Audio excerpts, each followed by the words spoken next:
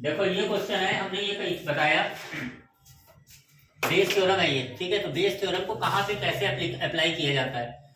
तो सबसे पहली चीज है कि हमने मान लिया कि माना कि एक कोई कंपनी है आईफोन की, ठीक है।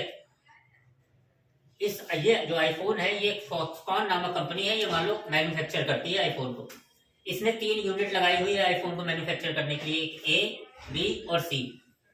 टोटल जो प्रोडक्शन है उसका 40% जो है ए यूनिट में मैन्युफैक्चर होता है, 30% जो है बी यूनिट में मैन्युफैक्चर होता है और 30% सी यूनिट में मैन्युफैक्चर होता है।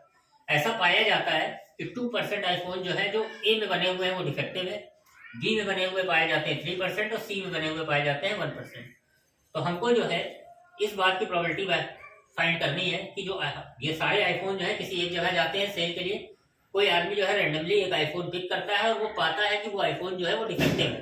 तो आपको बताना है कि वो ए के द्वारा मैन्युफैक्चर किया गया है, ठीक है। क्वेश्चन में कुछ भी पूछ सकता है, बी के द्वारा पूछ सकता है, सी के द्वारा। तो जो बताना है यानी ए के द्वारा बताना कि मैन्युफैक्चर किया गया है और डिफेक्टिव है, ये हमें फाइंड है। तो जो फाइंड होता है, जो पता होता है, उसके बाद उसको हम नीचे रखते हैं और जो निकालना है उसे न्यूमरेटर में रखते हैं। अब सबकी प्रोबेबिलिटीज अलग अलग निकालेंगे। तो ए पी ए यानी 40% आईफोन ए बनाता है तो 40/100, पी बी 30/100, पी सी 30/100। अब यहाँ दिया गया है कि ए के द्वारा बना हुआ है लेकिन डिफेक्टिव है 2%। तो डिफेक्टिव है, बना हुआ है, ए के द्वारा डिफेक्टिव है, इसकी हम निकाल रहे हैं, और ए के द्वारा बना हुआ है तो D/A। इसी तरह डिफेक्टिव है पता है लेकिन बी के द्वारा, मतलब डिफेक्टिव है निकाल रहे हैं और बी के द्वारा बना हुआ है 3% C/100। डिफेक्टिव निकाल रहे हैं लेकिन सी के द्वारा बना हुआ है 1/100। अब निकालना क्या है, निकालना ये है कि डिफेक्टिव है अगर पता है लेकिन ए के द्वारा बना हुआ है, तो जो निकालना है उसको ऊपर रखेंगे। अब A/D निकालना है तो यानी ए और डी से रिलेटेड जितनी चीजें लिखी हुई हैं उसको न्यूमरेटर में रखना है। तो ये PA और दूसरा ये PD/A, ये न्यूमरेटर रखेंगे। बाकी जो बचा वो सब डिनोमिनेटर रखना है, इंक्लूडेड मतलब जितना है टोटल। क्योंकि प्रोबेबिलिटी क्या होता है, फेवरेबल आउटकम यानी जो पूछा जा रहा है ऊपर अपॉन टोटल आउटकम। तो यानी PA PD/A plus PB PD/B plus PC PD/C, सबकी वैल्यू रखा है, इसको सॉल्व करेंगे, ठीक है।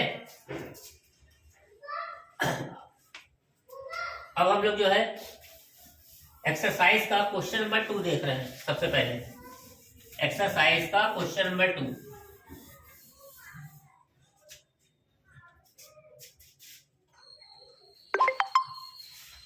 Exercise 6.3 question number 2। क्लियर नहीं आ रहा है यहाँ तो बेटा, क्लियर आ रहा है रमेश नाथ, तुम्हारे वीडियो क्लियर आ रहा है? क्लियर आ रहा है? तुम्हारी आवाज तो कट रही है।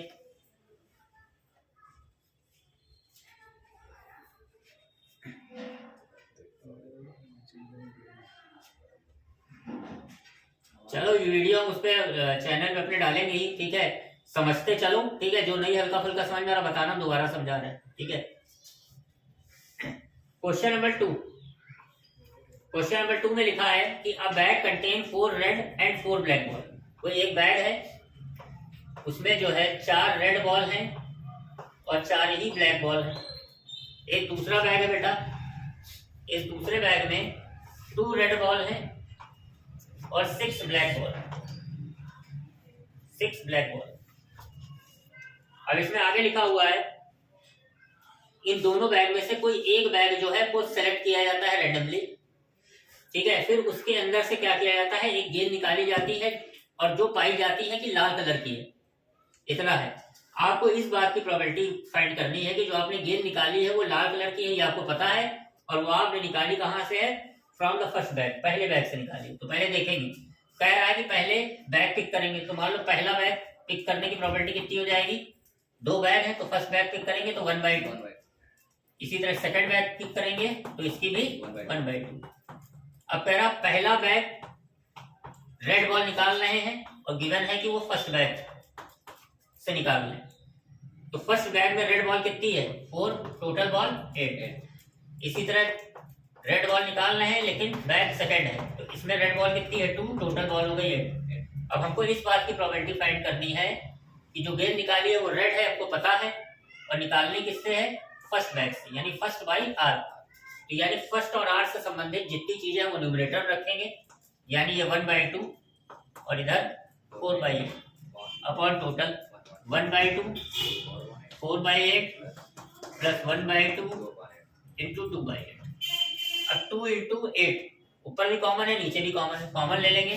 यहाँ बचेगा 4, यहाँ बचेगा 4 और नीचे बचेगा 6, ये हो गया 2/3। वीडियो क्लियर नहीं आ रहा है इनके।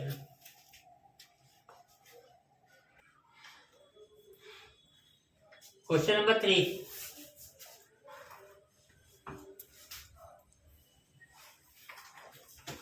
क्वेश्चन नंबर 3 कह रहा है कि कॉलेज है, उस कॉलेज में जो 60% बच्चे हैं, 60% बच्चे क्या है, डे स्कॉलर है। 60% डे स्कॉलर है यानी PD 60/100।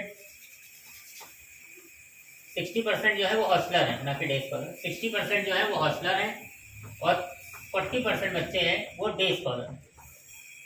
फिर ये दिया हुआ है कि जो हॉस्टल में रहने वाले बच्चे हैं ये पता है और उनका A ग्रेड आता है। ऐसे बच्चे जिनका A ग्रेड आता है लेकिन वो कहाँ के हैं, वो हॉस्टल में रहने वाले हैं, ये पता है। तो इसकी प्रोबेबिलिटी दी हुई है 30% यानी 30/100।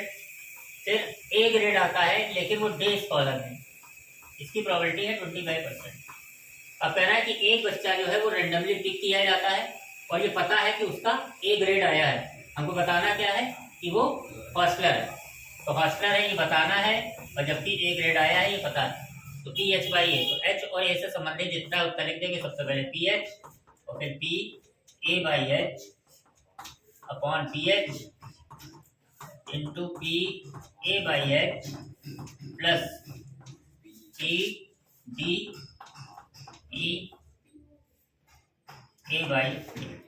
सबकी वैल्यू रख दो। PH हो जाएगा 60/100 into 30/100 upon 60/100 into 30/100 plus 40/100 into 20/100।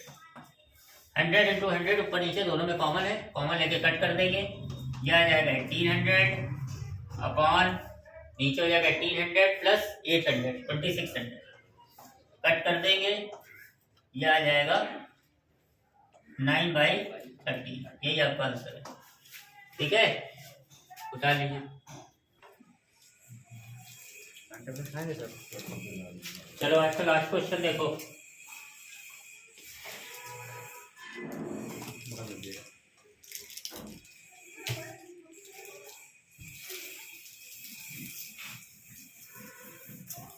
Question number 4, question number 4 में दिया हुआ है in answering a question on a multiple choice test a student either knows the answer or guesses। कह रहा है कि MCQ क्वेश्चन है, उसका आंसर देने में बच्चा या तो उत्तर जानता है या तो उसका अनुमान लगाता है। Let 3/4 be the probability that he knows the answer. Answer जानता है इस चीज की प्रोबेबिलिटी दी है 3/4 and 1/4 be the probability that he guesses, और उसका अनुमान लगाता है इस चीज की प्रोबेबिलिटी है 1/4। इसके बाद दिया है assuming that a student who guesses at the answer will be correct with probability 1/4। कह रहा है कि वो आदमी जो आंसर का अनुमान लगाता है उसका आंसर सही है, इस बात की प्रोबेबिलिटी सही है का मतलब करेक्ट है, लेकिन अनुमान लगाता है इस बात की प्रोबेबिलिटी दी है 1/4।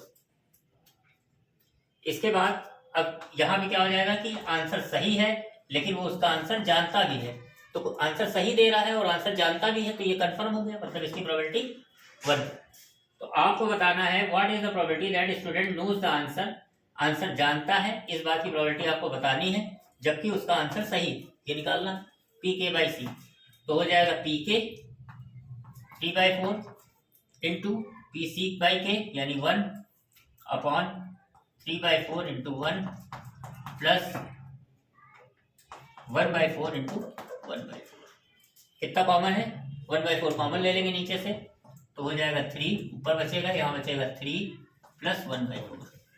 एलसीएम लेंगे, 4 3 12 और ये 4 ऊपर जाएगा तो हो जाएगा 12 12 प्लस 1 13। ये आंसर बता लीजिए।